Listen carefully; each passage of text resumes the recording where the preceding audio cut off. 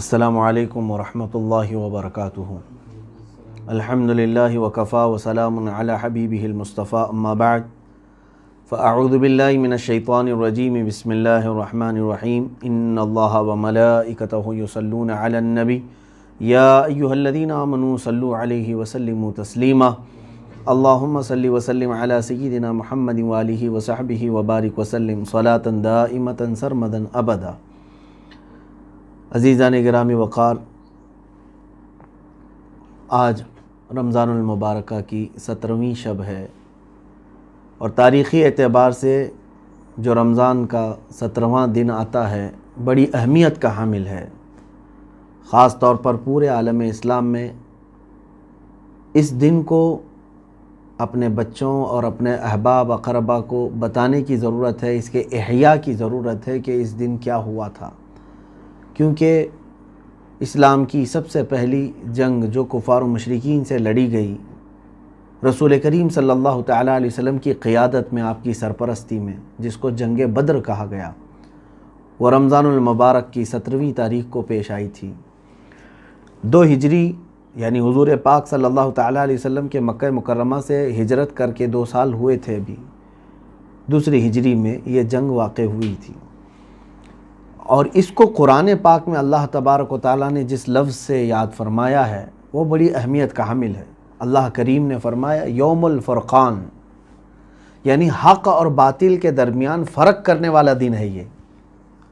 اس دن یہ حق اور باطل کے درمیان فرق کر دیا گیا ہے۔ اب اس کی تفصیلات ظاہر سی بات ہے میں ہر سال عرض کرتا ہوں، اور میں سب سے گزارش بھی کرتا ہوں کہ یہ ہماری تاریخ ہے جو اپنے بچوں میں منتقل ہوتی رہنی چاہیے۔ اگر آپ ہمارے اکابرین کی اور ہمارے مجاہدین کی تاریخ بچوں کو نہیں بتائیں گے تو پھر دوسرے چور جو ہے مجاہد بن کر کے تمہارے بچوں کے درمیان داخل ہوں گے، اور پھر جیسے کہ آج پورے سلیبس کو دیکھیں، ہر جگہ کا سسٹم، سارے لوگ ذہن پر کنٹرول کرنے کے لیے نہ جانے کیسی کیسی شخصیات کو ہیرو بنا کر ہمارے بچوں کے ذہن میں ان کی تصویریں بٹھا دیں گے۔ کیوں نہ ہم اپنے بچوں کو ہماری تاریخ بار بار دہرائیں اور ان کے سامنے اس بات کا احساس دلائیں کہ الحمدللہ ہماری تاریخ بہت عظیم ہے، بہت عظیم ہے، اور اتنی عظیم ہے کہ اللہ تبارک و تعالیٰ نے جو وعدہ فرمایا مجاہدین کے ساتھ اس کو پورا فرمایا، حتیٰ کہ یہ وہ جنگ بدر ہے جس میں اللہ نے صحابہ کی مدد کے لیے 5000 فرشتوں کو اتارا تھا۔ 5000 فرشتے زمین پر نازل ہوئے تھے رسول کریم صلی اللہ تعالیٰ علیہ وسلم کے ان اصحاب کی مدد کے لیے۔ میں شروع سے چند باتیں عرض کرتا ہوں کہ اس کا پس منظر کیا تھا، جنگ بدر کیوں واقع ہوئی، کیا وجوہات تھیں۔ اب یہاں سے مجھے ان اعتراضات کو بھی رفع کرنا ہے جو اسلام کے چہرے پر لوگ ڈال کر رکھے ہوئے ہیں، یا گرد و غبار ڈالنے کی کوشش کرتے ہیں کہ یہ تلواروں کا دین ہے، زور زبردستی کی گئی، جہاد کیا گیا اور لوگوں کو مارا گیا، پھر اسلام پھیلایا گیا۔ میں آپ سے ہی سوال کروں گا، یا ہمارے وہ غیر مسلم جن کو اس طرح کی خلش ہو وہ بھی سنیں، اور پھر آپ خود اپنے دل سے جواب دیں کہ حالات جب اس طرح کے آئیں تو آپ اس مقام پر لوگوں کے لیے کیا مشورہ دیں گے۔ میں چند تھوڑی باتوں کے بعد ان تمام چیزوں کو عرض کرتا ہوں۔ بات در حقیقت یوں تھی کہ اللہ کے حبیب صلی اللہ تعالیٰ علیہ وسلم آخری رسول ہیں، اللہ تبارک و تعالیٰ کا دین لے کر یہ تشریف لائے، اور دین کو مکمل اللہ نے آپ پر فرمایا۔ مکہ مکرمہ میں آپ نے اعلان فرمایا جھوٹے خداؤں کی پرستش نہ کرو، جن کو تم نے ہاتھوں سے بنایا ان کی پوجا نہ کرو، جس نے تمہیں پیدا کیا اس کی عبادت کرو۔ یہی تو میرے آقا صلی اللہ علیہ وسلم کی تبلیغ ہے، کیا اس میں کوئی غلط ہے؟ انسان کو اس بات کا یقین دلانا کہ تم جس کے پیچھے لگے ہوئے ہو وہ تمہارا خالق نہیں ہے، تم اس کو پیدا کر رہے ہو، تم اس کو بنا رہے ہو، تم اس کو دیکھ رہے ہو، تو پھر اس کے پاس عبادتیں کیسے کرتے ہو؟ جس نے تمہیں بنایا ہے، جس نے تمہیں اس کائنات میں بسایا ہے، اس کی عبادت کرو۔ تو اللہ تبارک و تعالیٰ کی طرف بلانا رسول کریم صلی اللہ علیہ وسلم کا یہی تو مشن تھا۔ اب مکہ مکرمہ میں مشرکین جو تھے، یعنی جو شرک کرتے تھے، یعنی ایک اللہ کو نہیں ماننا چاہتے تھے، ہزار ان کو تبلیغ دعوت دینے کے بعد بھی تو یہ جتنے دشمنی میں تھے وہ رسول پاک صلی اللہ تعالیٰ علیہ وسلم اور آپ کے جو ایمان لائے ہوئے ساتھی تھے ان کے خلاف کھڑے ہونا شروع ہو گئے۔ روزانہ کوئی نہ کوئی گھٹنا ہوتی تھی، کہیں کسی صحابی کو پکڑا، سارے لوگوں نے مل کے مارا، کیونکہ غریب تھے صحابہ۔ 13 سال تک یہ مصیبتیں برداشت کیا میرے آقا صلی اللہ علیہ وسلم نے مکہ مکرمہ میں، لیکن مجھے آپ بتا نہیں سکتے ان 13 سالوں میں کبھی بھی رسول کریم صلی اللہ علیہ وسلم نے اپنے ان اصحاب کو لے کر کے جنگ کا اعلان کیا ہو، 13 سال تک نہیں کیا۔ تو یہ مکی دور جو تھا وہ برداشت کرنے کا دور تھا، تحمل کا دور تھا۔ رسول کریم صلی اللہ تعالیٰ علیہ وسلم کے ساتھ کیا نہیں کیا ان لوگوں نے، مکہ والوں نے؟ سوشل بائیکاٹ کیا اور آپ کے اصحاب کو آپ کے سامنے مارا، قید کیا، شہید بھی کیا۔ حضرت عمار بن یاسر، حضرت سیدہ سمیہ رضی اللہ تعالیٰ عنہ، یہ وہ لوگ ہیں جو مکہ میں ہی شہید ہو چکے تھے ابتدائی اسلام میں، جن کو مکہ کے کفار نے بنا کسی جرم کے مار دیا تھا۔ اب یہ تمام ظلم و ستم ہوئے، اللہ کا حکم ہوا، میرے آقا صلی اللہ علیہ وسلم نے کیا فرمایا؟ مکہ سے ہجرت فرما کر مدینے تشریف لے آئے، مائیگریٹ کیا۔ یہ مائیگریشن اسلام میں ایک بہت اہم رول ادا کرتی ہے۔ حضور اکرم صلی اللہ تعالیٰ علیہ وسلم نے اپنے اصحاب کو حکم دیا کہ تم جہاں کہیں ہو مدینہ ہجرت کر کے آ جاؤ۔ مدینہ طیبہ چونکہ مکہ کی طرح نہیں تھا، وہاں کے لوگ نرم دل کے تھے، نرم طبیعت کے تھے، انہوں نے رسول کریم صلی اللہ علیہ وسلم کا استقبال کیا۔ اب مدینہ طیبہ میں حضور صلی اللہ علیہ وسلم کو تبلیغ اسلام میں کوئی دقت نہیں تھی، علل اعلان آپ اسلام کی دعوت دے رہے تھے، اور وہاں حضور پاک صلی اللہ علیہ وسلم کے پہنچنے سے پہلے ہی 70 سے زیادہ لوگ اسلام لا چکے تھے۔ کہاں پہ؟ مدینہ طیبہ۔ اب امن و امان کا ماحول قائم ہوا۔ رسول کریم صلی اللہ علیہ وسلم نے مدینہ طیبہ میں جاتے ہی مسجد بھی بنائی اور صحابہ اکرام کو بسایا، عقد مواخات قائم کیا، یعنی بھائی چارگی قائم کی انصار اور مہاجرین کے درمیان۔ یہ سب حالات تو مکہ والوں کو پہنچ ہی رہے تھے۔ اب وہ جل بھن گئے کہ ہمارے آنکھوں کے سامنے سے یہ صحیح سلامت نکل گئے، ہم ان کو مار نہیں سکے، اور مدینے میں جا کر کے یہ بس گئے ہیں اور کھلم کھلا ساری چیزیں کر رہے ہیں۔ تو یہاں پر مکہ والوں کی یہ جو جلن تھی، جو حسد تھی، ان کو کچھ نہ کچھ کرائم کرنے پر ابھار رہی تھی، اور ایسا نہیں کہ انہوں نے کچھ نہیں کیا۔ حضور پاک صلی اللہ علیہ وسلم کے پیچھے تلاشی کے لیے راستے میں ہی کتنی مرتبہ کتنے لوگوں کو لگایا، پھر جب حضور مدینے پہنچ گئے، حالات سازگار ہو گئے، تب بھی مکہ کے ڈاکو تھوڑے تھوڑے سے تعداد میں آتے، مدینے کے آس پاس جہاں کہیں صحابہ ان کو ملتے ان کو مار دیتے تھے۔ مجھے بتاؤ، کیا یہ امن و امان میں خلل ڈالنے والے کو آپ برداشت کریں گے؟ آج ہمارے ہندوستان کے بارڈر کے ارد گرد بھی اگر کوئی دوسری کنٹری کا نظر آئے تو ہم کیا کرتے ہیں؟ اس کے ساتھ اس کو پکڑ کے گرفتار نہیں کرتے؟ ارے مچھیرے جو سمندروں میں ادھر سے ادھر چلے جاتے ہیں تو گرفتار ہو جاتے ہیں بارڈر کراس کریں، لیکن مدینے میں کنٹینیو 1 سال تک وہ شب خون مارتے رہے۔ راتوں کو آتے تھے، کبھی باغیچوں میں درخت جلا دیا کھجوروں کے، اور صحابہ جو کام پر ہیں ان کو مار دیا۔ یہ سب حالات ہونے لگے۔ اللہ کے حبیب صلی اللہ تعالیٰ علیہ وسلم نے یہ 1 سال تک مکمل برداشت فرمایا۔ پھر ہوا یہ کہ حضرت سعد بن معاذ رضی اللہ تعالیٰ عنہ، جو انصار صحابہ کے سردار تھے، یہ مدینہ طیبہ سے مکہ عمرہ کے لیے گئے ہوئے تھے، طواف کر رہے تھے۔ ابو جہل آیا اور کہا کہ تم جو ہے محمد کو اور ان کے ساتھیوں کو پناہ دے کر کے رکھے ہو مدینے میں، تو تم کیا سوچتے ہو کہ ہم تم کو کھلے عام ایسی طواف کرنے دے دیں گے؟ تم ہمارے دشمنوں کو پناہ دیے ہوئے ہو اور تم یہاں آ کر کے مکہ میں طواف کر رہے ہو امن کے ساتھ، کیا ہم تم کو طواف کرنے دے دیں گے؟ حضرت سعد بن معاذ نے اس کی دکھتی رگ ایک پکڑ لی تھی۔ کیا؟ یہی سبب بنا جنگ بدر کا، میں آپ کو بتا رہا ہوں۔ یہ شروع میں باتیں میں کیوں کہہ رہا ہوں؟ اس لیے اس نے کہا، اے ابو جہل، روکنا ہے تو روک کے دکھا مجھے طواف۔ میرا طواف روکتا ہے اور تو مجھے مکہ سے دور کرتا ہے، تو پھر میں ایسی چیز سے تم لوگوں کو روکوں گا جو تمہارے لیے وبال جان بن جائے گی۔ وہ کیا ہے؟ پورے مکہ والوں کی تجارت کا جو راستہ تھا ملک شام، وہ مدینہ ہو کے ہی گزرتا تھا۔ مین سپاٹ پر تھے مدینے والے، اور اگر انہوں نے راستہ روک دیا تو مکہ کی ساری تجارت ختم ہو جائے گی۔ نہ ملک شام کا کوئی قافلہ ادھر آئے گا، نہ مکہ والے اپنی تجارت کے لیے ملک شام جائیں گے۔ تو یہ مین شاہراہ پر اگر صحابہ مدینہ طیبہ سے نکل کر راستہ روک لے، ابو جہل کو انہوں نے یہ جو دھمکی دی وہ خاموش ہو گیا، پیچھے ہٹ گیا۔ اب بات اتنی بڑھ گئی کہ ابو جہل سب کو ورغلانے لگا کہ اب تو وہ ہمارے راستے کو بھی روکنے کی بات کر رہے ہیں۔ حضرت سعد بن معاذ یہ کہہ کر کے آ گئے تو ان کے دلوں میں یہ کھلبلی مچ گئی کہ کیا حقیقت میں مسلمان ہمارا راستہ روکیں گے؟ مٹھی بھر جماعت ہے یہ۔ اور ہوا بھی کہ غیظ و غضب میں انہوں نے 10-12 لوگوں کو بھیجا ادھر ادھر کچھ شبخون مارنے کے لیے۔ حضور پاک صلی اللہ علیہ وسلم نے بھی اپنے 10-12 صحابہ کو بھیجا کہ اگر اس طرح سے کہیں وہ پھٹکتے ہوئے دکھیں تو ان کو ان کا راستہ دکھا دینا۔ حضرت عبداللہ بن جہش رضی اللہ تعالیٰ عنہ تھے اس میں، تو یہ گئے باہر، تو حضرمی نام کا ایک شخص جو مکہ کا تھا گرفتار ہو گیا، اس کو قتل بھی کر دیا انہوں نے۔ اب یہاں سے آگ بھڑک گئی مکہ والوں کی، حالانکہ چھیڑ رہے کون تھے؟ مکہ والے چھیڑ رہے، کنٹینیو 13 سال وہاں ستائے، اور جب ہجرت کر کے مدینے آئے یہاں پر بھی چین سے رہنے نہیں دیتے۔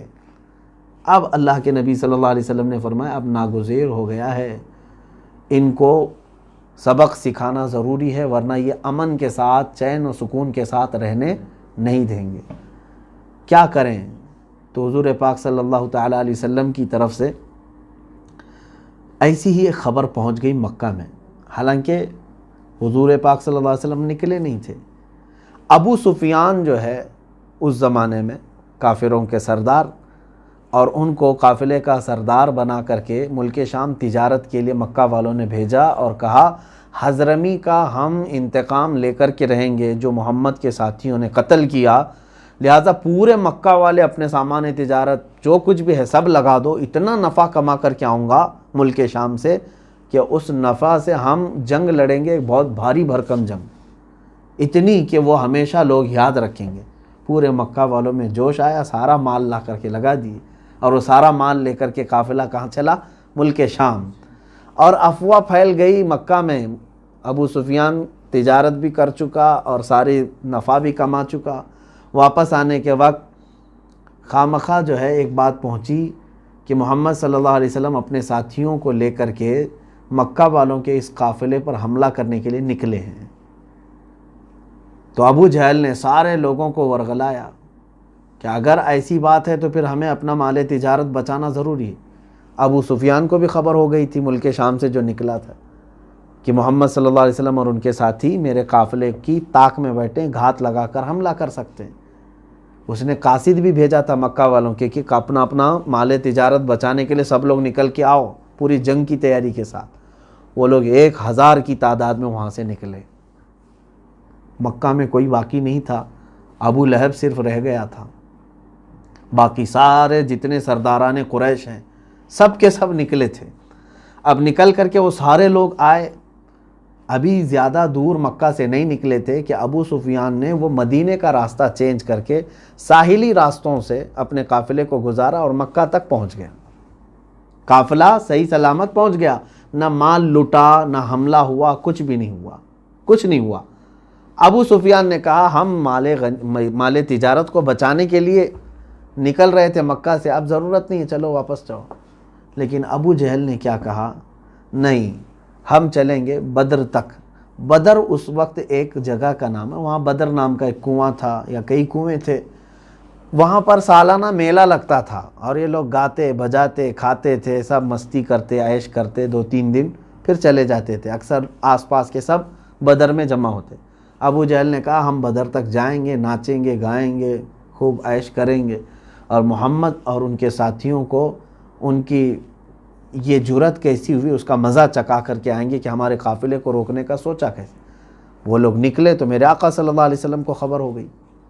اللہ کے حبیب صلی اللہ علیہ وسلم نے اپنے صحابہ سے فرمایا کہ چلو ان کے مدینے آنے سے پہلے ان کو روکا جائے، اگر وہ یہاں تک پہنچے تو مدینے کی خرابی ہوگی کہ گھروں پر حملے ہوں گے، عورتیں بچے یہ تکلیف میں آئیں گے، نکلو۔ تو صحابہ اکرام رضوان اللہ تعالیٰ علیہ مجمعین میں اس وقت جتنے تھے سب کو حضور نے ساتھ لے لیا۔ اب یہ جو قافلہ نکلا رمضان المبارک کی اس مقدس مہینے میں نکلا، 313 اس میں تھے۔ روایات الگ سے اگرچہ مختلف ہیں، بعض روایات میں 315، 319، 363 تک کی بھی تعداد آئی ہے، الگ الگ کتابوں میں، لیکن صحیح روایت میں جو اکثر روایات میں ملتا ہے وہ 313، اور دوسری جو کچھ روایت میں جو 15 کی بات کہی ہے وہ یہ ہے کہ رسول کریم صلی اللہ علیہ وسلم اور ایک لاسٹ میں آنے والے صحابی تھے، ان کو ملا کر کے 15 کی تعداد بتائی گئی، 315۔ خیر، یہ لوگ نکلے، ان کے پاس سامان جنگ بھی نہیں تھا، چند کے پاس تلواریں تھیں، باقی کے پاس نہیں۔ اکثر اب آپ اندازہ کریں 313 لوگوں میں کتنوں کے پاس گھوڑے تھے؟ صرف 2 گھوڑے ہیں، صرف 2 گھوڑے ہیں۔ ہاں، تقریباً 70 کے قریب اونٹ تھے جن پر سامان لدا ہوا تھا اور قافلہ چل رہا ہے، تلواریں سب کے پاس نہیں ہیں، 2 گھوڑوں پر پورا قافلہ نکلا ہے۔ اور اس میں میرے آقا صلی اللہ تعالیٰ علیہ وسلم کے ساتھ نکلے ہوئے صحابہ میں تقریباً 5 یا 6 بچے بھی تھے، ان کو جنگ کرنے کی اجازت بھی نہیں تھی لیکن وہ شریک تھے۔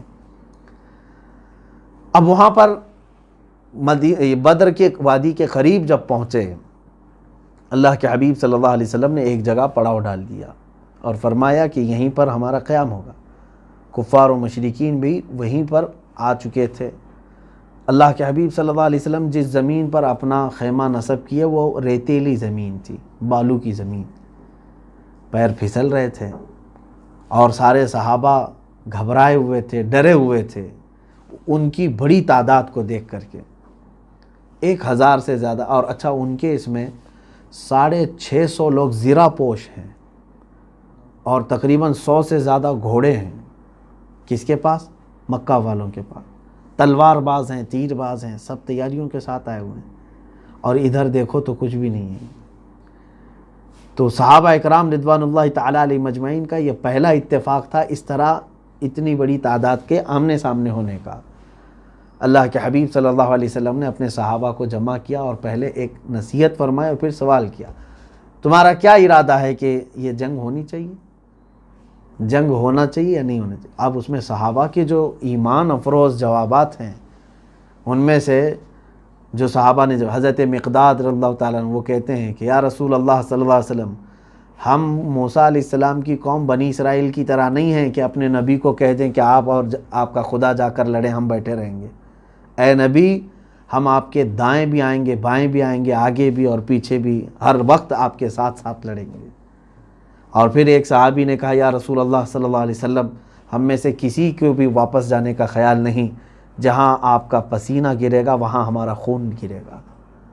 اللہ کے حبیب صلی اللہ علیہ وسلم نے ان کے جوابات کو تسلیم فرمایا، اور اس کے بعد اب رات کے وقت رسول کریم صلی اللہ علیہ وسلم نے تسلی دینے کے لیے صحابہ سے کہا، اے میرے صحابہ نہ گھبراؤ، ان کی تعداد اگرچہ 1000 سے زیادہ ہے، سینکڑوں میں ہے، لیکن اللہ ہمارے ساتھ ہے، اللہ ہمارے ساتھ ہے۔ صحابہ اکرام کو پھر تسلی دینے کے لیے حضور صلی اللہ علیہ وسلم نے کیا فرمایا؟ یہ میدان میں ایک اشارہ کر کے فرمایا، دیکھنا یہاں ابو جہل کل مرے گا گر کے، عتبہ بن ربیعہ، شیبہ بن ربیعہ، یہ کفار کے بڑے بڑے لوگ ہیں۔ حضور نے ان کے نام لیا اور ایک ایک دائرہ کھینچ کے کہا یہ یہاں مریں گے۔ بس صحابہ کے لیے اتنی بات کافی تھی۔ جب نبی کونین صلی اللہ علیہ وسلم کی زبان سے یہ الفاظ نکلے تو اب صحابہ کا اتنا ٹینشن تو ختم ہی ہو گیا ہوگا کہ یہ تو جانے ہی والے ہیں، جن کے بارے میں حضور نے نام لے کر کے کہا ان کی موت تو پکی ہے، اور جگہ بھی حضور نے بتایا۔ اب اللہ کے حبیب صلی اللہ علیہ وسلم نے رات کے وقت دعا شروع فرمائی، اتنی مناجات میرے رب تعالیٰ کے حضور آپ نے فرمائی، اور رو رو کر کے دعا کرنے لگے اور یوں عرض کیا، اے رب ذوالجلال، تو نے جو اپنے ایمان والے بندوں کی مدد کا وعدہ فرمایا ہے وہ مدد آج تو نازل فرما، اور اگر یہ چند مٹھی بھر جماعت جو ہماری نکلی ہے ان کی اگر تو نے آج مدد نہیں کیا، مولا قیامت تک اس روئے زمین پر کوئی تیرا سجدہ کرنے والا نہیں ہوگا۔ حضور صلی اللہ علیہ وسلم یہ محبت بھرے جملے ہیں، اپنے رب کے حضور عرض کر رہے ہیں، پھر کبھی تیری عبادت نہیں ہو سکے گی، مولا تو ان کی مدد ضرور فرما۔ سیدنا ابو بکر صدیق رضی اللہ تعالیٰ عنہ کھڑے تھے، حضور صلی اللہ علیہ وسلم سے وہ کہنے لگے، آقا بس فرمائیں، اس لیے کہ مولا تعالیٰ آپ کی ضرور مدد فرمائے گا، آپ کی دعا کو اللہ رد نہیں فرمائے گا۔ بارش شروع ہو گئی، بارش شروع ہو گئی رات کے بعد۔ اب مسئلہ ایسا تھا کہ حضور جس طرف کھڑے یا قیام کیے تھے ریت کی زمین ہے، بالو ہے، اور کفار و مشرکین نے اچھی مٹی والی زمین اپنے لیے منتخب کر لی تھی کہ گھوڑے نہ پھسلیں اس پہ۔ اب بارش آنے کے بعد ہوا یہ کہ ریت جم گئی، مضبوط ہو جاتی ہے، پانی گرتے ساتھ ہی ریت مضبوط ہو گئی، اور مٹی والی زمین پورا کیچڑ ہو گئی۔ تو حضور صلی اللہ علیہ وسلم نے فرمایا یہ اللہ کی پہلی مدد ہے۔ ان کے پیر پھسلنے لگ گئے، چکنی مٹی تھی، اور ان کے گھوڑے ادھر سے ادھر پھسلنے لگ گئے، رات کے وقت تھی۔ اب صبح ہوئی یہی 17 رمضان المبارک کی، فیصلہ کن جنگ تھی یہ، اور کفار و مشرکین جو غرور میں چڑھے ہوئے تھے، نشہ تھا ان کو، تکبر اتنا، گھمنڈ اتنا، وہ خاطر میں نہیں لاتے، کیونکہ مکہ میں اتنا صحابہ کو مارا تھا، پریشان کیا تھا، ان کے گھر لوٹے تھے، ان کو ایسے ہی لگتا تھا کہ ابھی بھی ہم ان کو کچا چبا جائیں گے۔ اب رسول کریم صلی اللہ تعالیٰ علیہ وسلم نے دن کے موقع پر اپنے صحابہ اکرام میں سے 3 کو سب سے پہلے آگے بھیجا۔ اس میں حضرت امیر حمزہ رضی اللہ تعالیٰ عنہ، حضرت ابو عبیدہ بن جراح رضی اللہ تعالیٰ عنہ، تیسرے مولا کائنات شیر خدا علی مرتضیٰ رضی اللہ تعالیٰ عنہ۔ یہ تینوں میدان میں آئے۔ ان کے مقابل میں جو وہاں سے آئے تھے وہ بڑے بڑے پہلوان تھے، عتبہ بن ربیعہ، شیبہ بن ربیعہ اور ولید بن عتبہ۔ یہ بڑے پہلوانوں کو کہا جاتا ہے جن کے نام میں ذکر کر رہا ہوں، یہ مکہ کے بڑے بڑے پہلوان بھی تھے، سردار بھی تھے۔ حضرت علی کرم اللہ وجہہ الکریم کے مقابل میں جو آیا وہ ایک ہی وار میں ختم ہو گئے بیچارہ، اور حضرت امیر حمزہ رضی اللہ تعالیٰ عنہ کے مقابل میں جو آیا اس کو بھی آپ نے فوری طور پر جہنم رسید کر دیا۔ حضرت ابو عبیدہ بن جراح کے مقابل میں جو آیا تھا اس نے حضرت ابو عبیدہ کو زخمی کر دیا تھا۔ آپ زخمی ہوئے لیکن حضرت علی رضی اللہ تعالیٰ عنہ فوراً پلٹ کر کے آئے، اس تیسرے کو بھی جہنم میں پہنچا دیا۔ کفار میں غلغلہ مچ گیا کہ بڑے بڑے 3 سردار ایک ساتھ چلے گئے، اور صحابہ میں اتنا بلند نعرہ لگا کہ زمین گونج گئی اللہ اکبر کی آواز سے، کیونکہ اب یہاں پر صاف نظر آ رہا تھا کہ اللہ تعالیٰ کی مدد اب اہل حق کے ساتھ کیسے ہے۔ اب کفار و مشرکین میں سے ابو جہل نے سب کو ورغلانا شروع کیا اور کہا کہ اے لوگو گھبرانا مت، ہمارے خدا ہمارے ساتھ ہیں۔ اور پھر اس کے بعد دو بدو جو مقابلہ ہوتا ہے آمنے سامنے، یہ شروع ہو گیا دوپہر کے وقت۔ اب اس گھماسان کی جو لڑائی تھی اس میں ہوا یہ کہ شیطان اپنی فوج لے کر کے ادھر بھی آیا ہوا تھا، یہ بھی روایت ہے، شیطان اپنی فوج لے کر کفار مکہ کے ساتھ ہے، اور وہ بھی انسان کی شکل میں آیا ہے۔ سراقہ بن مالک نام سے ایک شخص ہے، اس کی شکل میں شیطان آیا ہوا ہے لڑنے کے لیے۔ تو میرا مولا کب یہ گوارا فرمائے گا شیطان اپنی فوج لے کر کے آئے اور وہ اپنے حبیب کو تنہا چھوڑے؟ اللہ تبارک و تعالیٰ نے 3000 فرشتوں کو اتارا، کس کے لیے؟ اپنے نبی صلی اللہ علیہ وسلم اور صحابہ کی اعانت کے لیے، تعاون کے لیے 3000 اتارے، اس کے بعد پھر 2000 آئے، 5000 فرشتے اترے، اور اس کے بعد ایسی لڑائی کہ صحابہ فرماتے ہماری تلواروں سے اس وقت سبزی بھی نہیں کٹتی تھی، کند تھی، مڑی ہوئی تلواریں تھیں، برسوں سے زنگ لگی ہوئی، سبزی کاٹنے کے برابر بھی نہیں ہوتی تھی، کیونکہ ہم جنگ کی تیاری سے آئے نہیں تھے۔ لیکن کمال کی بات ہے کہ ہم اگر لڑتے ہوئے کسی کافر کے قریب جاتے، ابھی ہماری تلوار اس کے گردن کے قریب ہوتی کہ گردن اڑ کر جا چکی ہوتی، نہ ہم نے مارا نہ محنت کی۔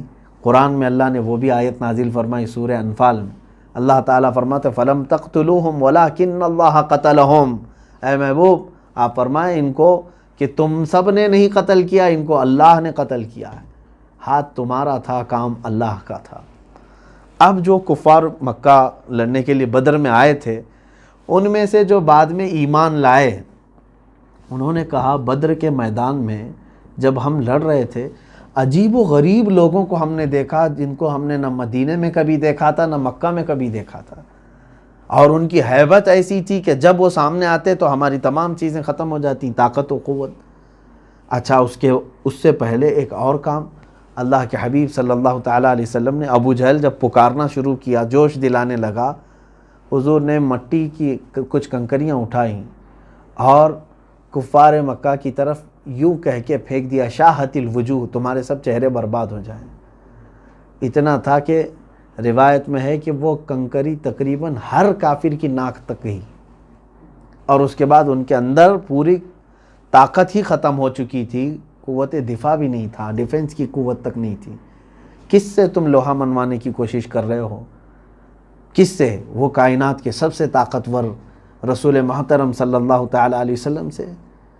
رسول کریم صلی اللہ تعالیٰ علیہ وسلم کی مدد کے لیے اللہ نے 5000 فرشتے اتارے۔ بہرحال اس جنگ کا ہونا کیا تھا وہ تو ہمیں صاف نظر آتا ہے۔ ایک طرف اہل حق ہیں اور وہ بھی کمانڈر یا ان کی قیادت کرنے والے کائنات کے سب سے افضل، سب سے اشرف انسان محمد الرسول اللہ صلی اللہ علیہ وسلم ہیں، اور وہ ادھر دعائیں کر رہے ہیں، تو ادھر صحابہ اکرام رضوان اللہ تعالیٰ علیہ مجمعین جو نہتے ہیں، اور وہ بھی صرف اللہ اور اس کے رسول کے بھروسے پر آئے ہوئے ہیں۔ کئی صحابہ ایسے ہیں جن کے پیروں میں چپل بھی نہیں ہے، نالین بھی نہیں ہے، اور وہ کیسا ان کا جذبہ تھا، دھوپ میں، گرمیوں میں، بدر کے موقع پر وہ لڑ رہے تھے۔ حضرت عکاشہ رضی اللہ تعالیٰ عنہ ایک صحابی وہ فرماتے ہیں میرے پاس کچھ بھی نہیں تھا، تلوار بھی نہیں تھی، کچھ نہیں۔ اللہ کے حبیب صلی اللہ علیہ وسلم کے پاس آیا اور کہنے لگا کہ یا رسول اللہ صلی اللہ علیہ وسلم، کیا میں خالی کھڑا رہوں؟ میرے بھائی دیگر مجاہدین لڑ رہے ہیں۔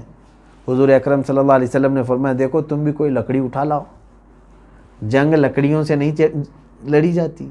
وہ کہتے ہیں کہ مجھے قریب میں ایک پڑی ہوئی لکڑی ملی، وہ لا کر کے میں نے حضور کے پاس پیش کیا، اللہ کے حبیب صلی اللہ علیہ وسلم نے اس پر اپنا ہاتھ پھیرا۔ حضرت عکاشہ کہتے ہیں اسی کو میں تلوار بنا کر لڑتا رہا، کتنوں کو تو میں نے اس سے مارا ہے۔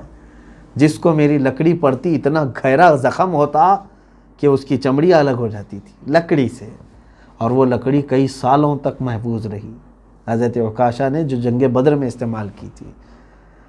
عزیزان گرامی، یہ جنگ بدر میں جو حالات ہوئے، اس کے بعد کفار مکہ کی ایسی درگت بنی کہ وہ ہیبت کی وجہ سے میدان چھوڑ کر بھاگنے پر مجبور ہو گئے۔ سارا ساز و سامان سب میدان میں چھوڑا اور بھاگے۔ اس میں ابو جہل قتل ہو گیا تھا، امیہ بن خلف قتل ہو چکا تھا، امیہ بن حرب یہ قتل ہو چکا تھا، عتبہ شیبہ یہ قتل ہو چکے تھے، یہ سارے قتل ہو گئے تھے جنگ بدر میں۔ جو بڑے بڑے وہاں کے میٹنگ کرنے والے سردار تھے، یہ حرم پاک میں میٹنگ کرنے والوں کی جو ایک ٹیم تھی، وہ پوری ٹیم ایک ساتھ چلی گئی، یعنی غیبت کٹے والے پورے چلے گئے۔ رسول کریم صلی اللہ تعالیٰ علیہ وسلم نے شام کے وقت شکرانہ ادا کیا اللہ رب العزت کی بارگاہ میں، دیکھا 70 ان کے مارے گئے تھے۔ کتنے؟ کفار مکہ میں سے 70 کو ان صحابہ نے جہنم رسید کیا تھا۔ 313 کا مقابلہ 1000 کے ساتھ، آپ سوچ سکتے ہیں کہ 3 گنا زیادہ اپنے۔ یہی ایمانی قوت ہے، ایمانی طاقت یہی ہے کہ تم خوف نہ کرو، اللہ کے بھروسے چلو، اور اللہ تعالیٰ تمہارا رعب ان کے دلوں میں ڈالے گا۔ انہوں نے 1000 کے ساتھ مقابلہ کیا اور 70 کو پہنچا دیا جہنم میں، اور 70 قیدی بن گئے۔ 140 اور پورا ساز و سامان ان کا سب میدان میں بکھرا ہوا، وہ مال غنیمت ہے، صحابہ کے لیے آیا، اور باقی سب جان بچا کر بھاگنے پر مجبور ہو گئے، چلے گئے۔ 70 کو گرفتار کیا گیا، 70 تو جہنم رسید ہو چکے تھے۔ اللہ کے حبیب صلی اللہ تعالیٰ علیہ وسلم نے ساری لاشوں کو جمع کیا، جس کی مل سکی ان کو سب ایک گڑھے میں ڈال دیا، اور اس کے بعد حضور نے ایک خطبہ دیا ان کے سامنے، اور کہا کہ اے لوگو، کیا میں تمہارے پاس رسول بن کر کے نہیں آیا تھا؟ کیا میں نے جو باتیں کہی تھی وہ سچ ثابت نہیں ہوئی؟ کیا تم اب نہیں دیکھ رہے ہو کہ حق کیا تھا؟ صحابہ اکرام نے دیکھا کہ حضور کس سے بات کر رہے ہیں۔ رسول کریم صلی اللہ تعالیٰ علیہ وسلم سے صحابہ نے پوچھا آقا یہ جو بدر کے مشرکین جو مارے گئے آپ ان سے خطاب کر رہے ہیں؟ کہا ہاں۔ کہا سن رہے ہیں وہ؟ حضور پاک صلی اللہ علیہ وسلم نے فرمایا ہاں، تم سے جو زندہ ہیں ان سے زیادہ وہ سنتے ہیں، ان کو سب سنائی دے رہا ہے۔ حتیٰ کہ حضور کی دوسری ایک حدیث میں ہے، میرے آقا صلی اللہ علیہ وسلم نے فرمایا مردہ چلنے والے کے چپل کی آواز تک سنتا ہے۔ تم چپل کی آوازیں نہیں سنو گے، لیکن اس کو چپل کے چلنے کی چرچراہٹ کی آواز بھی آتی ہے۔ اب یہاں اندازہ کریں، ایک بات تو مجھے یہ کہنی ہے کہ مشرکین بدر جو بدر میں آئے ہوئے تھے، قتل ہو گئے، ان کو جب رسول کریم صلی اللہ علیہ وسلم خطاب کر رہے ہیں اور یہ فرما رہے ہیں وہ سن سکتے ہیں، پھر یہاں تو لوگ اولیاء اکرام کے سننے پر اعتراض کر رہے ہیں۔ کیا اولیاء اکرام قبروں میں نہیں سنتے؟ میرے عزیزو، اگر وہ نہیں سنتے اور مومنین نہیں سنتے تو کبھی ہم کو یہ نہیں کہا جاتا تھا کہ جب بھی قبرستان جاؤ تو یوں کہو السلام علیکم یا اہل القبور. ہم کو یہ سکھایا گیا نا, اے قبروں والو تم پر سلامتی ہو. ارے جو سنی نہیں رہا ہے اس کو اے کہہ کر کے پکاریں گے ہم؟ وہ سن رہے ہیں اور جواب بھی دیتے ہیں. یہ اور بات ہے کہ وہ برزخ میں ہیں, ان کی آواز ہم تک نہیں آتی. بہرحال اب مسلمانوں کا اس میں کیا نقصان تھا؟ بس یہ ہے کہ 14 صحابہ اکرام شہید ہوئے تھے. 70 کے مقابل میں 14 کی تعداد بہت کم ہے. 14 صحابہ اکرام رضوان اللہ علیہم اجمعین جام شہادت نوش فرمائے, جس میں سے 13 تو وہیں پر انتقال فرما گئے تھے میدان میں. 14ویں حضرت ابو عبیدہ بن حارث رضی اللہ تعالیٰ عنہ راستے میں جن کا انتقال ہوا.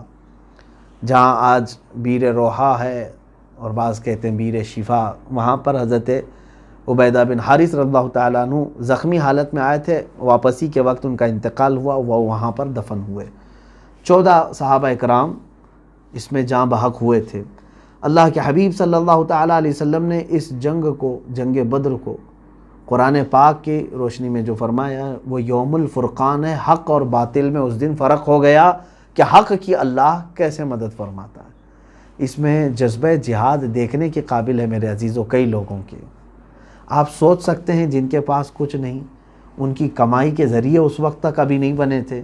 یہ جو گئے تھے اس میں سے تقریباً 60 مہاجر تھے, باقی سب انصار صحابہ تھے.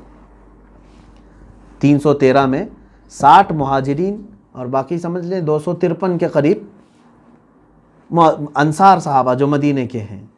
انصار صحابہ کا کیا گیا تھا کہ مطلب وہ اس پورے بدر میں شریک ہوئے تھے؟ وہ تو مکہ والوں کے خلاف جو ہجرت کر کے آئے تھے ان کا حق تھا نا. لیکن انصار صحابہ نے یہ کہا کہ جو ہمارے مہاجرین صحابہ کے ساتھ ان لوگوں نے برا سلوک کیا, ہم اپنے بھائیوں کا انتقام ضرور لیں گے ان سے. 253 انصار صحابہ ساتھ میں تھے بدر کے موقع پر, اور 60 صحابہ مہاجرین میں سے تھے. اور شہادت میں بھی 6 جو ہے مہاجرین کے ہیں اور باقی 8 انصار صحابہ کے. انصار صحابہ نے میرے آقا صلی اللہ تعالیٰ علیہ وسلم پر اپنی جان نچھاور کر دی ہے, اور آج تک میرے آقا کی دعا کی برکت ہے کہ الحمدللہ مدینے میں آج بھی اہل محبت ہے. آپ دیکھنا پورے مدینے میں, چاہے نوجوانوں میں برے اعمال اخلاق اگرچہ آ گئے ہوں گے, لیکن ان کے دل کے اندر آج بھی نرمی, اجانب کے ساتھ, نئے لوگوں کے ساتھ, زائرین کے ساتھ ویسا سلوک نہیں کرتے جیسے دوسرے وحشی کرتے ہیں. سعودی دوسری جگہ جیسے جنگلی پن کرتے ہیں, مدینے والے اس طرح سے نہیں کرتے الحمدللہ, کیونکہ مدینے والے استقبال کرنے والوں میں سے ہیں, اہل محبت میں سے ہیں. آج تک مدینے والے جو بھی نیا آدمی ہوتا ہے, جیسے آپ آئے ہیں, آپ کو آپ کا نام معلوم نہیں ہو تو کیا کہہ کر پکارتے ہیں؟ محمد, اسمع یا محمد, اے محمد سن ادھر. یعنی تمہارا نام کچھ بھی ہو لیکن وہ کیا کہہ کر پکارتے ہیں؟ محمد. یہ ان کی محبت ہے. یہ مدینے والوں کا پہلے سے معمول رہا ہے کہ جو بھی ان کے ہاں نیا دکھتا ہے تو اس کو کیا کہتے ہیں؟ محمد کہتے ہیں. بہرحال رسول کریم صلی اللہ تعالیٰ علیہ وسلم پر جان فدا کرنے والے صحابہ میں سے 2 ان ننھے صحابہ کا بھی ہم ذکر کرتے ہیں, حضرت معاذ اور معوذ ابن افرا رضی اللہ تعالیٰ عنہما. یہ دونوں چھوٹی عمر کے صحابہ ہیں, یہ بھی شریک جہاد ہوئے. پہلے تو حضور اکرم صلی اللہ علیہ وسلم نے کسی بھی بچے کو جنگ میں شرکت کی اجازت نہیں دی تھی, بچوں کے لیے نہیں تھا, لیکن وہ حضور اکرم صلی اللہ علیہ وسلم سے اصرار کرتے رہے کہ ہمیں اجازت دیں, کیونکہ جذبہ ایمانی ایسا تھا کہ حضور صلی اللہ تعالیٰ علیہ وسلم نے انہیں اجازت تو دے دیا. جانے کا طریقہ بھی انہوں نے ایسے اپنایا تھا. اللہ کے حبیب صلی اللہ علیہ وسلم نے فرمایا بچوں تمہارے لیے جہاد فرض نہیں. وہ رونے لگے تو حضور نے کہا ٹھیک ہے صفوں میں کھڑے ہو جاؤ, اگر تمہارا کندھا صحابہ کے کندھوں کے برابر لگ گیا تو تمہیں اجازت ہوگی. یہ چھوٹی عمر کے ہیں صحابہ, اونچے قد کے تھے, کہاں سے کندھا لگتا. یہ دونوں بچے دور سے پتھر اٹھا کر کے لائے اور پتھر پر چڑھ کر کے اپنی انگلیاں یعنی ایڑیاں اٹھا دی, پنجوں کے بل کھڑے ہو گئے. اب ان کا کندھا صحابہ کے کندھے کے قریب ہو گیا, لگ گیا. میرے آقا صلی اللہ علیہ وسلم سے یہ عمل تو پوشیدہ نہیں تھا, آپ دیکھ رہے تھے. اللہ کے نبی صلی اللہ علیہ وسلم نے ان کی اس جذبے کو دیکھا تو اجازت مرحمت فرمائی. شانے سے شانہ ملا, جانے کا بہانہ ملا. وہ دونوں صحابہ چھوٹی عمر کے ہیں، لیکن جیسے ہی میدان میں پہنچتے ہیں، اب سنیے، جب گھماسان کی جنگ چل رہی ہے، حضرت عبد الرحمن ابن عوف رضی اللہ تعالیٰ عنہ فرماتے ہیں یہ 2 بچے میرے پاس آئے، انہوں نے پوچھا چچا جان ابو جہل کس گستاخ کا نام ہے؟ انہوں نے دیکھا تک نہیں تھا اس وقت۔ کہا بیٹا تم کیا کرو گے اس کا؟ کہنے لگے سنا ہے میرے مصطفیٰ کریم صلی اللہ علیہ وسلم کی شان میں وہ گالیاں دیتا ہے، کیا کرو گے؟ کہا اس کو جہنم رسید کریں گے، جہاں اس کا ٹھکانہ ہے ہم اس کو وہاں پہنچائیں گے۔ حضرت عبد الرحمن بن عوف کہتے ہیں کہ بچوں کا جذبہ دیکھا، میں نے کہا بیٹا وہ سردار قریش ہے، وہ بہت سارے لوگوں کے ارد گرد ہوگا، وہ بڑا پہلوان ہے۔ ابھی یہ بات چیت چل رہی تھی، ابو جہل سامنے ہی سے گھوڑے کے اوپر گزر رہا تھا، گھوڑے پہ بیٹھے گزر رہا تھا۔ حضرت عبد الرحمن ابن عوف رضی اللہ تعالیٰ عنہ فرماتے ہیں میں نے بچوں کو دکھا کر کہا یہ جو جا رہا ہے یہ بدماش یہی ہے ابو جہل۔ یہ بچوں نے جیسے ہی سنا چیل کی طرح جھپٹ کر کے اس کی طرف چلے گئے۔ ابو جہل کو یہ وہم و گمان بھی نہیں تھا کہ کوئی بچے میرے قریب آ سکتے ہیں۔ یہ دونوں چھوٹے بچوں نے گھوڑے کی ٹانگ پر تلوار ایسی ماری کہ وہ نیچے زمین پر گر گیا اچانک۔ جیسے ہی وہ گرا دونوں چڑھ کر کے اس کے سینے پر بیٹھ گئے، اتنی تیزی سے کہ اس کو جکڑ لیا، اس کو ہاتھ پیر ہلانے کی تک قوت نہیں تھی۔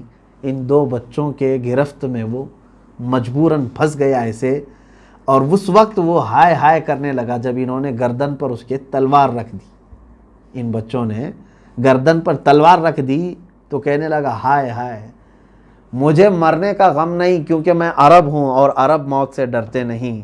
اس نے شعر کہا تھا آخر میں، لیکن غم صرف اس بات کا ہے کہ مجھ جیسا پہلوان نہیں مار رہا ہے مجھ کو، ایک چھوٹا بچہ مجھے مار رہا ہے۔ میرے عزیزو یہی قدرت خداوندی ہے، مولا تعالی ہمیشہ بڑی بڑی طاقتوں کو بہت چھوٹی طاقت سے ہلاک کرتا ہے۔ نمرود اگر مچھر سے مر گیا، فرعون پانی سے ہلاک ہو گیا، شداد ٹھوکر سے اگر مر گیا، قارون زمین میں دھس کر چلا گیا، تو اسی طرح ابو جہل کو بھی کسی چھوٹی ہی چیز سے ہلاک ہونا تھا۔ لیکن صحابہ اکرام چھوٹے صرف عمر میں تھے، باقی مقام میں کوئی ان کے اندر چھوٹا پن نہیں تھا۔ ان دونوں بچوں نے ابو جہل کے گردن کو الگ کر دیا۔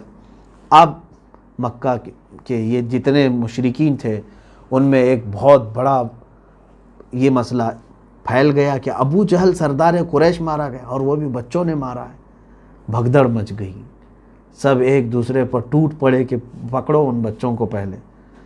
یہ بچے تو وہاں سے صحیح سلامت نکل کے آ ہی گئے تھے، لیکن اس میں سے حضرت معاذ رضی اللہ تعالیٰ عنہ جو بڑے صاحبزادے ہیں، ان کے مونڈھے پر کسی کافر نے تلوار چلا دی، یعنی ہاتھ پر، جس کی وجہ سے ان کا ہاتھ کٹ گیا، اور ہاتھ کٹا ایسے کہ بغل کی چمڑی سے لٹک رہا تھا، پوری طور پر کٹا نہیں، سیدھا ہاتھ جب ان کا کٹا، اس وقت بھی اس بچے نے ہمت نہیں ہاری، یہاں ہم ٹھوکر پر بیٹھ جائیں گے۔ وہ ہاتھ کٹ گیا ہے اور چمڑی سے لٹکا ہوا ہے بغل کی، دوسرے ہاتھ میں تلوار اٹھائی اور للکارنا شروع کیا، اے ظالمو، اے گستاخو، اب بھی میرے اندر دم باقی ہے۔ اور پھر اسی طرح سے للکارتے ہوئے سامنے آتے تھے۔ صحابہ فرماتے ہیں کہ ہم نے ان بچوں کو دیکھا، حضرت معاذ رضی اللہ تعالیٰ عنہ نے اپنا ہاتھ پیر میں نیچے رکھ کر کے دبایا اور کھینچ کے نکال دیا جو چمڑی سے لٹکا ہوا تھا۔ کیوں؟ وہ کہہ رہے ہیں کہ بار بار یہ ہاتھ لٹک لٹک کر کے سامنے آ جاتا تھا، اب جب یہ اس کا جوڑ ختم ہو گیا ہے تو لٹک کر کے ہاتھ چمڑی سے باہر نکل کے آ جاتا، ادھر سامنے آتا تھا۔ تو معاذ نے کہا مجھے اس ہاتھ کی ضرورت نہیں جو اللہ کی رضا حاصل کرنے میں خلل اندازی کر رہا ہو، نکال کر پھینک دیا۔ یہ اور بات ہے کہ یہ دونوں بچوں کی شہادت ہوئی ہے اس میدان میں، دونوں بچے اس میدان میں شہید ہوئے۔ بدر کے سب سے خوش نصیب صحابہ، حضور صلی اللہ علیہ وسلم کے سارے صحابہ میں افضل صحابہ خلفائے راشدین ہیں۔ خلفائے راشدین کے بعد یعنی عشرہ مبشرہ کے بعد سب سے افضل صحابہ وہ ہیں جو بدر میں شریک ہوئے تھے، اور بدر میں بھی وہ لوگ جو جام شہادت نوش کیے ہیں وہ 14 ہیں صرف، جس میں سے حضرت معاذ اور معوذ یہ دونوں ہیں۔ اے میرے عزیزو، یہ بچے کس گھر کی پروان چڑھے ہوئے تھے، یہ بچے کون سے گھر میں پلے ہوئے تھے؟ کیا پورے معاشرے میں ڈھونڈ کر کے ایک نوجوان ایسا نکالو گے؟ آج تو پوری دنیا میرے آقا صلی اللہ تعالیٰ علیہ وسلم کو گالیاں دینا اور گندے کارٹون بنانا اور میرے آقا صلی اللہ علیہ وسلم کی شان میں توہین کرنا ایک پورا کھیل بنا رکھی ہے۔ پورا انٹرنیٹ بھرا رہتا ہے گالیوں سے۔ آج صرف اور صرف ایمان کے خون کے اندر ہمارے ٹھنڈک آ گئی ہے، خون جمنا شروع ہو چکا ہے۔ میرے عزیزو، جن لوگوں نے بھی ان کو تہ تیغ کیا، جہنم رسید کیا ہے گستاخان رسول کو، یقیناً وہ دنیا کے بہت اعظم اور افضل لوگ ہیں۔ میری پگڑی ان کے قدموں پر ہو، جنہوں نے ناموس رسالت علی صاحب الصلاۃ والسلام کے لیے کھڑا ہونے کا شرف حاصل کیا ہے۔ عزیزان گرامی، آج اگر ہم سب کو کوئی چیز جوڑ سکتی ہے تو اتحاد اتحاد اتحاد کی باتیں کرتے ہیں، میں کہتا ہوں ایک ہی چیز جوڑے گی، وہ ہے ناموس رسالت صلی اللہ علیہ وسلم۔ میرے آقا صلی اللہ علیہ وسلم کے لیے مر مٹنے کا جذبہ پیدا کرو، پھر دیکھو سب ہم جمع ہوں گے۔ ہم اپنے مفادات کے لیے تو باہر نکل آتے ہیں، گھر میں کوئی چیز خراب ہو گئی تو آپ اس کے لیے باہر آ جاؤ گے، آج تمہاری صحت کے لیے کوئی کچھ معاملات ہو جائیں تو باہر آ جاؤ گے۔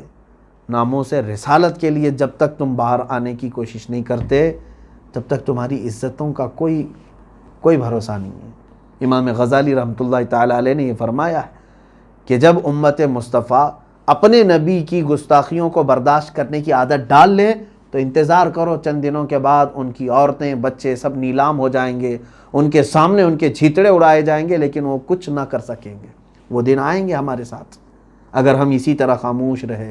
عزیزان گرامی وقار، مصطفیٰ کریم صلی اللہ تعالیٰ علیہ وسلم پر جتنے اوچھے حملے کیے تھے مکہ والوں نے، مدینے کے یہ 313 صحابہ نے ان کے دانت کھٹے کر دیے تھے، ان کو ناکوں تلے چنے چبا دیے تھے۔ اگرچہ ان کے پاس کچھ سامان نہیں تھا، لیکن مکہ والوں کو کیسے للکارا انہوں نے، قسم خدا کی انہوں نے یہ پیغام دیا، خبردار مکہ والوں، تم طاقت میں اگرچہ کتنے بھی زیادہ ہو، آنکھ اٹھا کر نہ دیکھنا ہمارے نبی کی طرف۔ بدر میں بھی اور احد میں بھی یہی ایک صحابی ہیں جو حضور صلی اللہ علیہ وسلم کے دفاع میں کھڑے ہیں، میرے آقا صلی اللہ علیہ وسلم کا خیمہ لگا سامنے، ایک وقت ایسا آ گیا کہ تیروں کی بارش شروع ہو گئی۔ جو صحابی حضور کی حفاظت کے لیے کھڑے تھے ان کے جسم پہ 80 تیر لگے تھے، لیکن وہ ٹس سے مس نہیں ہوئے، ایک تیر بھی میرے نبی کی طرف نہ آنے پایا۔ وہ صحابہ کا جذبہ تھا۔ میرے عزیزوں، بدر ہمیں یہی تعلیم دیتا ہے کہ اپنے بچوں کو ناموس رسالت سکھاؤ، اور اگر تم نے محبت مصطفیٰ صلی اللہ علیہ وسلم اپنے بچوں کو پلا دیا، ایک دن آئے گا کہ تم ساری محبتیں خود اکٹھا کر لوگے، ہر کوئی تمہاری محبت کرے گا، تم سے محبت کرے گا، کیونکہ اللہ کا یہ ذمہ کرم پر ہے، اللہ کے ذمہ کرم پر ہے تمہاری محبت لوگوں کے دلوں میں ڈالنا۔ اگر تم نے اپنے بچوں کو اللہ اس کے رسول کی محبت ڈالی تو اللہ تمہارے بچوں کے دلوں میں تمہاری عظمت اور محبت ڈالے گا۔ آج بدر کے یہ تمام معاملات دیکھنے کے بعد میرے عزیزو، تاریخ پھر سے ہمارے سامنے اسی طرح کی دہرائی جاتی ہے۔ اب میں آتا ہوں ان اعتراضات پر جو میں نے شروع میں کہا تھا۔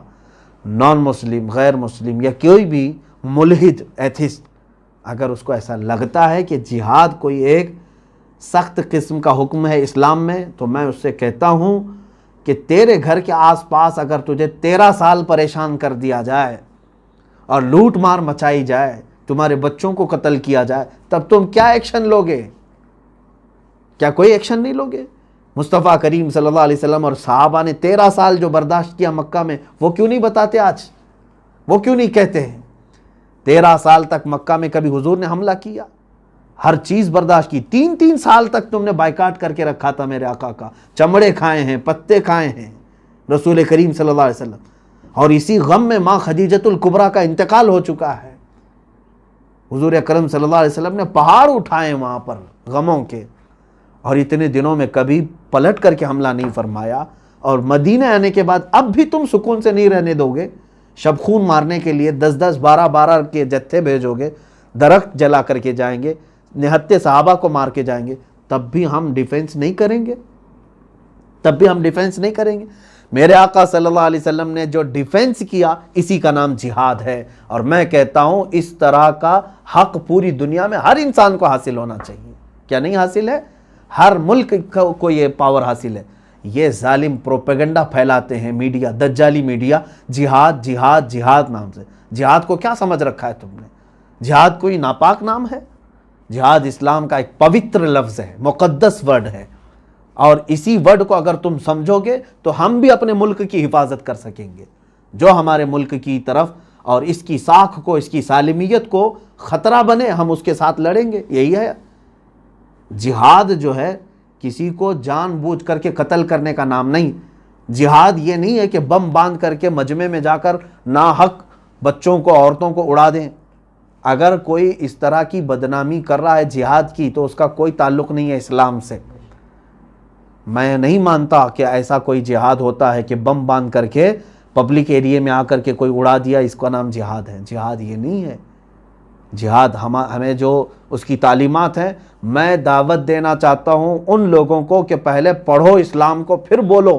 صرف میڈیا میں بیٹھ کر کے بھونکنے کا مطلب ایجوکیشن نہیں کہتے اس کو۔ اور اکثر تو جاہل لوگوں کو لا کر کے اینکر بنایا گیا، بیٹھایا گیا، ان کو پتہ ہی نہیں ہے ہوتا کیا ہے اسلام، قرآن، میرے آقا صلی اللہ علیہ وسلم کی سیرت، تم کیا جانو؟ جہالت میں پوری زندگی گزر گئی۔ ہندوستان کے بڑے بڑے لوگ، بلکہ پوری دنیا کے بڑے بڑے جنہوں نے تعلیم میں اپنی پوری عمر کھپا دی ہے، انہوں نے میرے آقا صلی اللہ علیہ وسلم کو سمجھا ہے۔ گاندھی جی نے خود کہا ہے، حضرت ابو بکر، حضرت عمر کی سیرت پڑھ کر کے، کیا یہ تاریخ میں موجود نہیں ہے؟ بڑے بڑے، میں وہ کسی اور موقع پر عرض کروں گا، نان مسلم رائٹرز ہیں، مفکرین ہیں، دانشور ہیں، سائنٹسٹ ہیں، انہوں نے کہا ہے محمد صلی اللہ تعالیٰ علیہ وسلم کی تعلیمات سے پوری دنیا میں کیسے امن آ سکتا ہے۔ ہم کوئی آتنکواد، دہشت گرد، اس طرح کے الفاظ کو جانتے تک نہیں۔ اسلاموفوبیا تم لا رہے ہو آج، ٹھیک ہے، پروپیگنڈا یہی آج چل رہا ہے جو مکہ والوں نے حسد میں کیا تھا۔ میرے آقا صلی اللہ علیہ وسلم کو جادوگر کہا تھا، شاعر کہا تھا، ساحر کہا تھا، مجنوں کہا تھا، معاذ اللہ رب العالمین۔ وہی چیزیں تو آج یہ بھی کر رہے ہیں نا، پھیلا رہے ہیں۔ لیکن میں اپنے مسلمان بھائیوں سے، بہنوں سے کہوں گا، ہزار پروپیگنڈا پھیلائیں، تم جواب کیسے دے سکتے ہو؟ انہی اخلاق رسول کے ذریعے سے۔ میرے آقا نے کیسے جواب دیا تھا؟ اپنے وہ پیارے اخلاق سے جو ہر ایک کا دل موہ لیتے ہیں۔ آج ضرورت اس بات کی ہے، نوجوان، بچے، عورتیں میرے آقا صلی اللہ علیہ وسلم کے اخلاق کی طرف آئیں۔ دنیا کو آج بتانے کی ضرورت ہے کہ میرے نبی کون تھے۔ اللہ کے حبیب صلی اللہ علیہ وسلم کا دل کتنا شفیق تھا، کتنا رفیق تھا، کتنے نرم تھے، وہ آج بتانے کی ضرورت ہے۔ وہ آپ اپنے اخلاق سے بتا سکتے ہیں۔ آج آپ اپنے اخلاق کے ذریعے سے پوری دنیا کو اس پورے پروپیگنڈے کے خلاف کھڑے ہو کر کے اظہار کر سکتے ہیں۔ اللہ رب العزت ہم سب کو ان تمام واہیات اور خرافات اور ان کے پھیلائے ہوئے پروپیگنڈوں سے محفوظ فرمائے۔ میں آخر میں جنگ بدر کے ان اصحاب کے متعلق ضرور عرض کروں گا کہ جو لوگ شریک جہاد ہوئے تھے، 313 صحابہ، ان کے ناموں کے متعلق جو روایات ہمیں ملی ہیں بزرگان دین کی، انہوں نے فرمایا کہ کئی مشائخ نے فرمایا کہ یہ اصحاب بدر کے ناموں میں اللہ تعالیٰ نے اتنی تاثیر رکھی ہے کہ اگر مریض پڑھ کر کے دم کریں تو اللہ انہیں شفا عطا فرمائے۔ حاجت مند جب کبھی ان اسماء کی تلاوت کریں تو اللہ تعالیٰ ان کی حاجت پوری فرماتا ہے۔ وہ یقیناً کیوں نہیں تاثیر ہوگی اصحاب بدر کی؟ میں نے ابھی کل ہی کی تفسیر میں کہا، اصحاب کہف جو 7 لوگ تھے اور ان کے زمانے میں کوئی نبی بھی نہیں تھے، وہ کسی نبی کے ساتھی بھی نہیں، خود نبی بھی نہیں، کسی نبی کے صحابی بھی نہیں، پھر بھی ان کے ناموں میں اتنی برکت ہے اصحاب کہف کی کہ اگر کسی مکان پر آویزاں کر دیں تو وہ مکان چوری سے محفوظ ہوگا، جہاز میں اگر ہو پانی کے تو وہ جہاز غرق ہونے سے محفوظ ہو جائے۔ تو پھر جو محمد عربی صلی اللہ تعالیٰ علیہ وسلم کے صحابی ہیں، اور وہ بھی جان نچھاور کرنے والے صحابی اصحاب بدر، کیا ان کے ناموں میں تاثیر نہیں ہوگی، برکت نہیں ہوگی؟ بہت بڑی برکت ہے، اور ہمارا معمول ہے الحمدللہ ہم ان اصحاب بدر کے ناموں کی تلاوت بھی کرتے ہیں، ان کے توسل سے اللہ کی بارگاہ میں دعا بھی کرتے ہیں، اور الحمدللہ یہ میرا خود کا تجربہ بھی ہے، بارہا جن اہم مقامات پر ان کے توسل سے دعا کیا گیا اللہ تعالیٰ نے قبول بھی فرمایا۔ میری ایک بات نہیں کہہ رہا ہوں، بڑے بڑے مشائخ ہیں، شیخ دارامی ایک بڑے بزرگ ہیں، وہ فرماتے ہیں کہ جس وقت اصحاب بدر کے ناموں کی تلاوت ہوتی ہے، تم دل میں جو بھی اللہ تعالیٰ سے جائز تمنا رکھو، مولا ضرور اسے پوری فرمائے گا۔ اور اصحاب بدر اب بھی اپنی قبروں میں زندہ ہیں، کیونکہ قرآن میں ان کے متعلق فرمایا گیا ہے ان کو مردہ نہ کہو۔ اور بزرگوں نے یہ فرمایا ہے کہ بسا اوقات یہ دیکھا گیا ہے کہ وہ بنفس نفیس مدد کے لیے تشریف لائے ہیں۔ ایک صاحب ہیں، وہ کہتے ہیں، یہی حکایات میں موجود ہے کہ وہ تجارت کے لیے اپنا قافلہ لے کر سمندر کا سفر تھا، نکلے، لوگوں نے کہا کہ اس راستے مت جانا کہ ڈاکو آتے ہیں، سمندر کے درمیان جب پہنچو گے تو ڈاکو حملہ کرتے ہیں، پورا مال لوٹ لیتے ہیں۔ تو اس شخص نے کہا میں سب پورا لنگر کر چکا ہوں، اٹھا دیا ہوں اور جہاز چلنے کو ہے۔ بہرحال قافلہ تجارت کا لے کر کے وہ چل پڑا، بڑے جہاز میں درمیان میں پہنچتے ہی ڈاکوؤں کی آمد شروع ہو گئی، تلواروں کی آواز، اور جگہ جگہ سے چھوٹی چھوٹی کشتیوں میں آ کر کے لوگ گھیرنے لگے۔ اب یہ بندہ کہتا ہے میں اصحاب بدر کو یاد کرنا شروع کیا اور ان کے ناموں کی تلاوت کرنے لگا۔ اچانک میں نے دیکھا کہ ہماری کشتی تو سائیڈ ہو گئی، کنارے ہو گئی، ہمارا جو جہاز ہے، پیچھے سے کچھ سفید لباس میں لوگ آئے اور ان ڈاکوؤں سے مقابلہ کرنا شروع کیا۔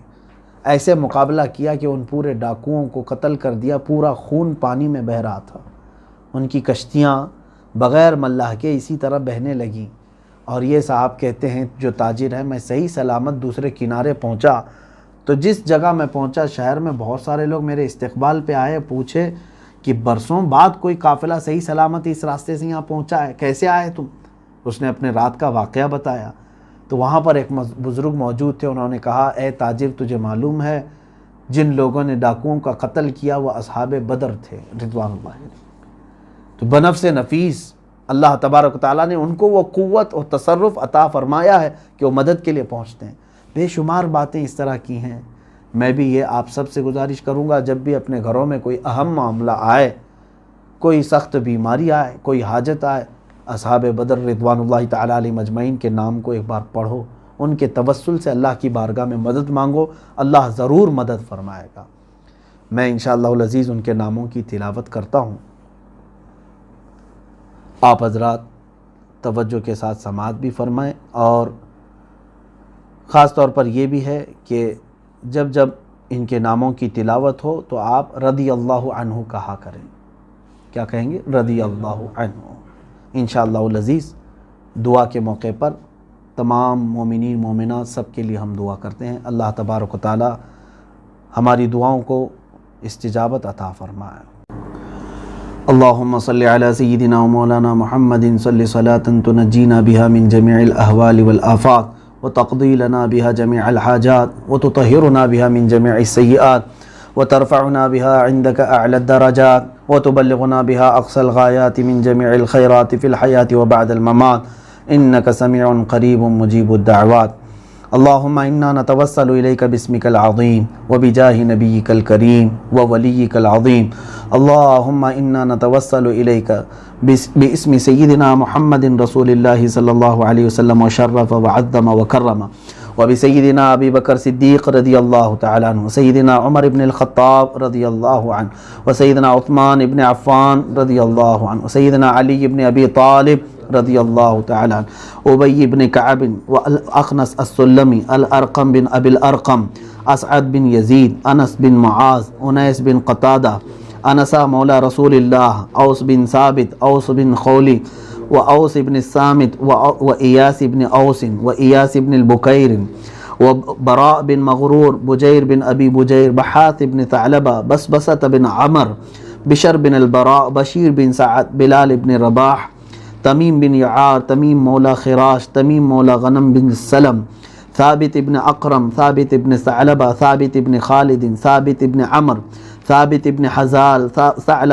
ثعلبة بن حاطب، ثعلبة بن عمر، وثعلبة بن عنمة، ثقف بن عمر، جابر بن عبد الله، جبر بن عتيق، جبار بن صخر، جبير بن إياس، جابر بن عبد الله بن عمر، حارث بن أنس بن مالك، حارث بن أوس، حارث بن أوس بن معاذ، حارث بن حاطب، الحارث بن خزمة الخزرجي، الحارث بن خزمة الأوسي، الحارث بن أبي خزمة، الحارث بن الصمة، الحارث بن عرفجة، الحارث بن القيس، الحارث بن قيس الخزرجي، الحارث بن النعمان، حارثة بن سراقة، حارثة بن عمير، حارثة بن النعمان، حاتب بن أبي بلتعة، حاتب بن عمر، الحباب بن المنذر، حبیب بن الاسود، حیرام بن ملحان، حریث بن زید، الحسین بن الحارث، حمزہ بن عبد المطلب، حمزہ بن الحمیر، خارجۃ بن زید، خالد بن البکیر، خالد بن قیس، خباب بن الارد، خباب مولا عتبہ، خبیب بن اساف، خداش بن قتادہ، خراش بن الصمہ،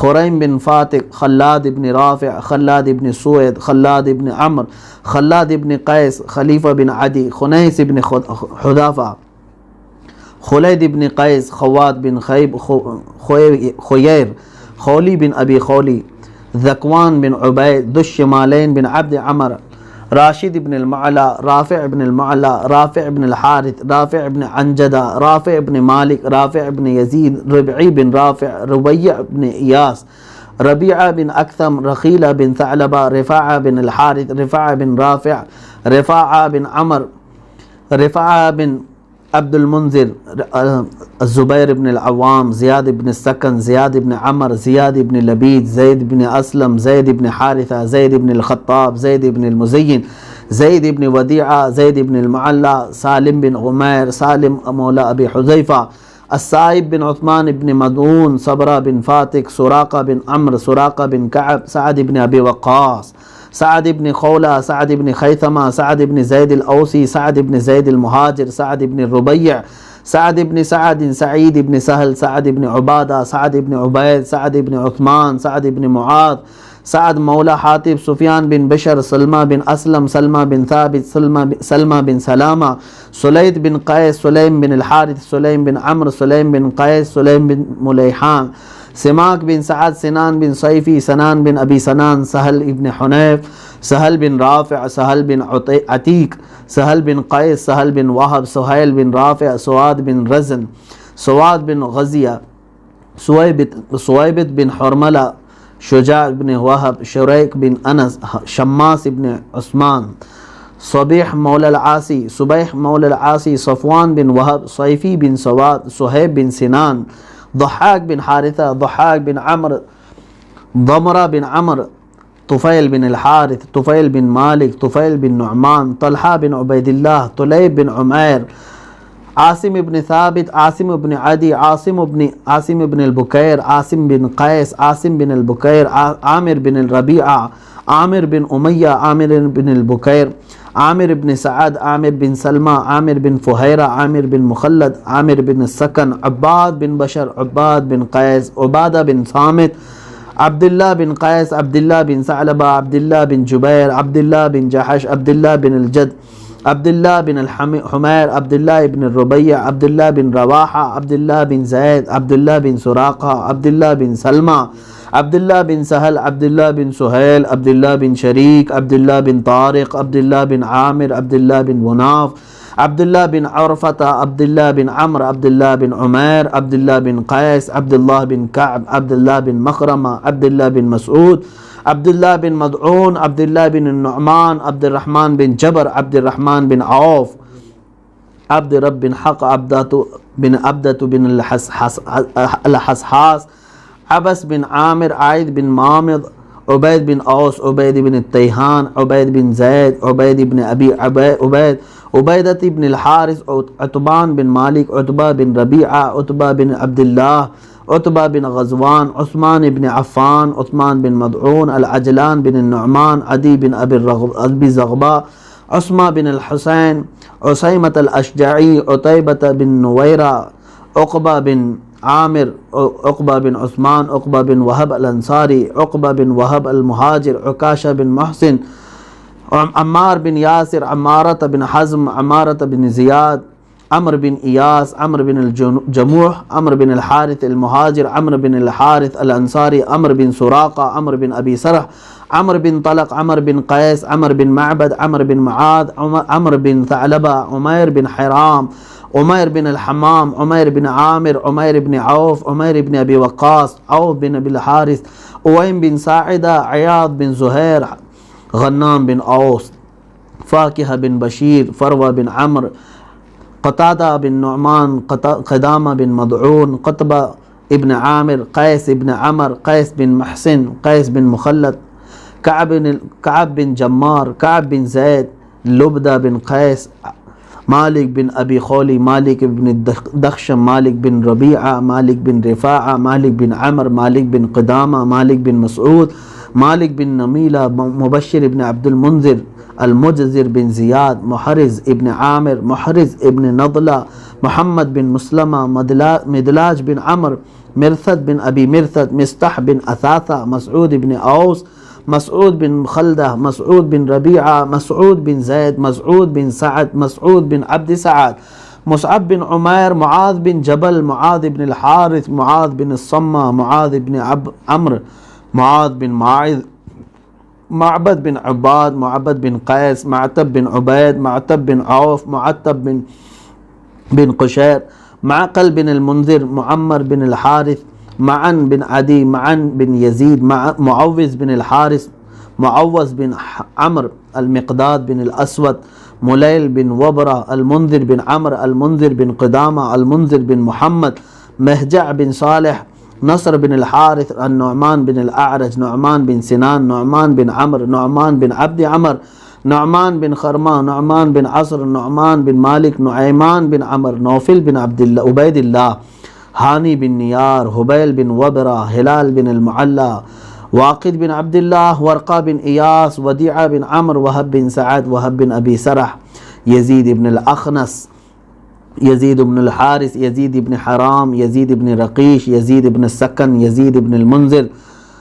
ابو ایوب، ابو الاسوار، ابو حبہ بن ثابت، ابو حنہ بن مالک، ابو حبیب بن زید، ابو حذیفہ بن عتبہ، ابو حسن الانصاری، ابو خارجہ، ابو خلاد، ابو خزیمہ، ابو داود، ابو دجانہ، ابو صبرہ، ابو سلیت، ابو سلمہ، ابو سنان، ابو شیخ بن ابی ثابت، ابو سرمۃ، ابو ضیاح، ابو طلحہ، ابو عبیدہ بن الجراح، ابو عقیل، ابو قتادہ، ابو کبشہ، ابو لبانہ، ابو مخشہ، ابو مرثد، ابو مسعود البدری، ابو ملیل، ابو الحائثم، ابو الیسر، اللہم باسماء ہؤلاء البدریین رضوان اللہ علیہم اجمعین تمم مقاصد دیننا و دنیانا و اخرانا یا اکرم الاکرمین اللہم احسن عاقبتنا یا رب العالمین اللہم استر عوراتنا بسترک الجمیل اللہم استر عوراتنا بسترک الجمیل اللہم استر عوراتنا بسترک الجمیل اللہم اغفر لنا ولاخواننا ولجميع من تعلق بنا يا رب العالمين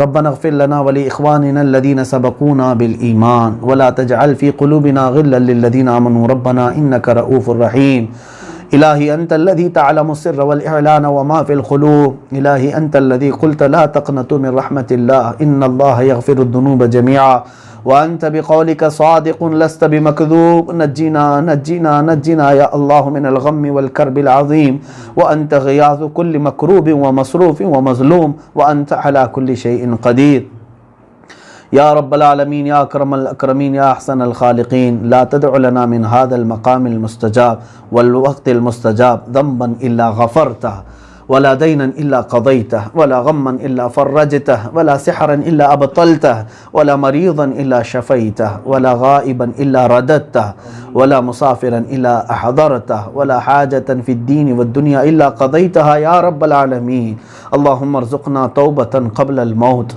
وراحة عند الموت ومغفرة بعد الموت يا سامع كل صوت هون علينا سكرات الموت الہ العالمین ستار العیوب غفار الذنوب قدیر و جبار خدا اصحاب بدر رضوان اللہ تعالیٰ علیہ مجمعین کے ناموں کی جو ہم نے تلاوت کی مولا جو کچھ بھی غلطیاں کوتاہیاں کمیاں و بیشیاں ہوئی ہوں اپنے فضل و کرم سے معاف فرما تیرے دربار میں مولا تیرے حبیب پاک صلی اللہ علیہ وسلم اور ان کے جانثار اصحاب بدر کی اس توسل سے مولا تیرے دربار میں ہاتھ پھیلایا ہوں کریم خدا ہم سب کے ہاتھوں کی لاج رکھ لے اے رب ذوالجلال ہم سب کو تمام تر عافیت نصیب فرما خلاق العالمین ہم سب کو گناہوں کے مرض سے شفا عطا فرما ہر طرح کے ظالموں کے ظلم سے ہماری حفاظت فرما حاسدین کے حسد سے بچا شرین اور فتینوں کے فتنے و فساد سے محفوظ فرما بد نظری سے اور بد نگاہی سے ہماری حفاظت فرما اے اللہ ہم سب کو نظر بد سے بچا اے خلاق العالمین اصحاب بدر کا صدقہ مولا ہمارے گھروں میں ہمارے اہل خانہ ہمارے رشتہ دار ہمارے احبہ اقربا دوست و احباب سب کو مولا ذلت والی بیماریوں سے محفوظ فرما، کینسر اور ایڈز جیسی مہلک بیماریوں سے مولا ہم سب کی حفاظت فرما، عزت کے ساتھ زندگی عطا فرما، عزت کے ساتھ ایمان پہ خاتمہ عطا فرما۔ اے کریم خدا ارحم الراحمین، یقیناً ہم گناہوں میں ڈوبے ہوئے ہیں مولا، خطا کار ہیں، اسیاں شعار ہیں، سیاہ کار ہیں، خار ہیں، بدکار ہیں، ڈوبے ہوئے ذلت میں ہیں، کچھ بھی ہیں لیکن تیرے محبوب کی امت میں ہیں۔ اے رب ذوالجلال، تجھے تیرے نبی کا واسطہ، اصحاب بدر کا واسطہ، ہم سب کے سینوں کو علم دین کے لیے کشادہ فرما، قرآن کے لیے کشادہ فرما۔ اے الہ العالمین، ہم سب پر آنے والی زمینی آسمانی بلاؤں سے ہماری حفاظت فرما، ہمارے آس پڑوس اور پورے اہل اسلام کو مولا آفات ارضیہ، آفات سماویہ سے محفوظ فرما۔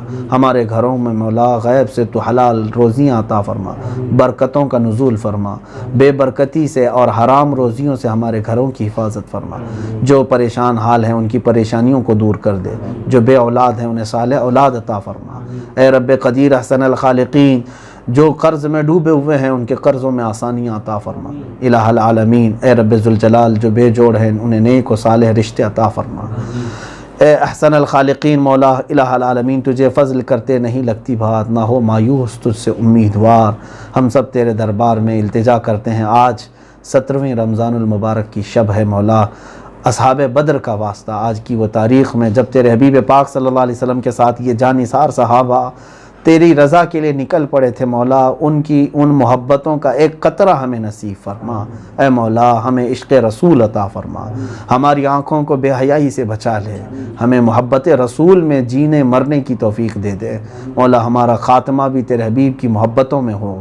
اے رب ذوالجلال، اخیر میں اتنی التجا ہے، دنیا ہم نے بہت دیکھی ہے مولا، ان آنکھوں کے ہمیشہ بند ہونے سے پہلے ایک بار ان آنکھوں کو تیرے حبیب پاک صلی اللہ علیہ وسلم کے چہرے جہاں آرا کی زیارت نصیب فرما، ان کے جمال جہاں آرا کی زیارت نصیب فرما مولا۔ اخیر میں مولا، ہم سب کی تمام تر کوتاہیوں سے اگر تو ناراض ہے تو ہم سب کو معاف کر دے، پورے مولا دنیا میں امن و امان عطا فرما۔